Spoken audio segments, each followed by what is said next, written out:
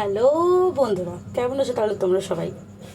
আমি মিনি ব্লগে ছেড়েছিলাম যে আমি সরস্বতী মেলার টোটাল ডিটেলস তোমাদের সাথে শেয়ার করব। সেটাই করার জন্য এই ভিডিওটা। এটা হচ্ছে পার্ট 1। পার্ট 2 দেখতে একদম ভুলো না। পার্ট 2টাও খুব ইম্পর্টেন্ট। আমি, মা আর ঘন্টু তিনজনে মিলে চলে গেছিলাম সরস্বতী মেলা। এটা কিন্তু হঠাৎই প্ল্যান হয়েছিল, আগে থেকে কিন্তু কিচ্ছু ঠিক করা ছিল না। এ দেখো, বাঁ দিকটা গেলে হচ্ছে দোলনা আছে, আর ডান দিকে হচ্ছে মেলার বাকি সব জিনিসপত্র তোমাদের সাথে শেয়ার করবো। চলো আমরা আগে দোলনার দিকটা ঘুরে আসি। দেখো, মা আর ঘন্টু আগে আগে যাচ্ছেন, আমি যাচ্ছি পিছনে। আর ভিডিও করতে এত সমস্যা হচ্ছিল, তোমাদের কি বলবো, এত পরিমাণে ভিড়। আমরা যেহেতু রবিবার গেছিলাম, তাই তো ভিড় তো হবেই, কিছু করার নেই। কিন্তু তোমাদেরকে তো শেয়ার করতে হবে, সেটাও আমার কিছু করার নেই। দেখো, এটা হচ্ছে সেই ক্র্যাকার্স, যেটা হচ্ছে আলুগুলোকে সে কেটে কেটে কেটে কেটে সেই কিছু তো একটা ডিপ করে ভাজে।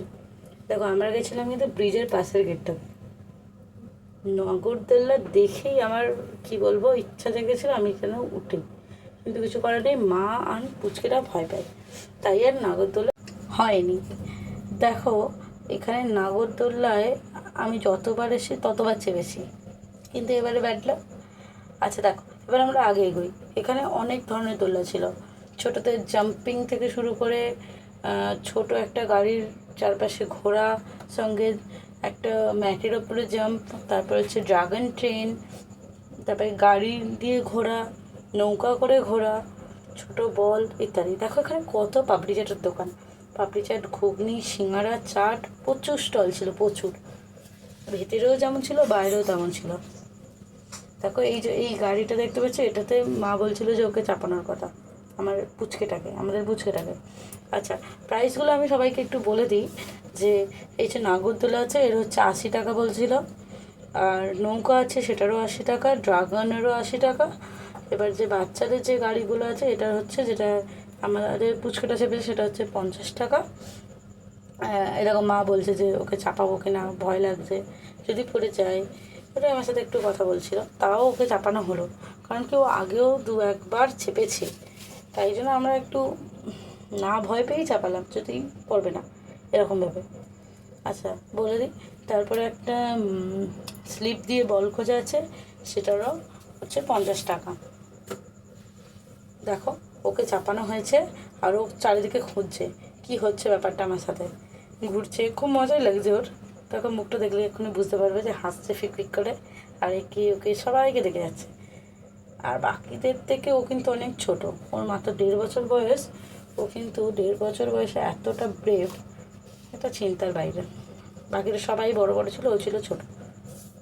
छोटे छोटे तमाशे जैसे पानी बताशे हाथों से ना जाने दे, हले हले झरोके चल खोले खुशी के थोड़ी हवा तो आने दे, दबे दबे पाँव जरा चले आओ ये पल मिलेंगे कहाँ, ये जिंदगी है और क्या, एक चुटकुला जरा खफा खफा क्यों है तू, छोटे छोटे तमाशे जैसे पानी बताशे हाथों से ना जाने दे, हौले हौले झरोके चल खोले खुशी के थोड़ी हवा तो।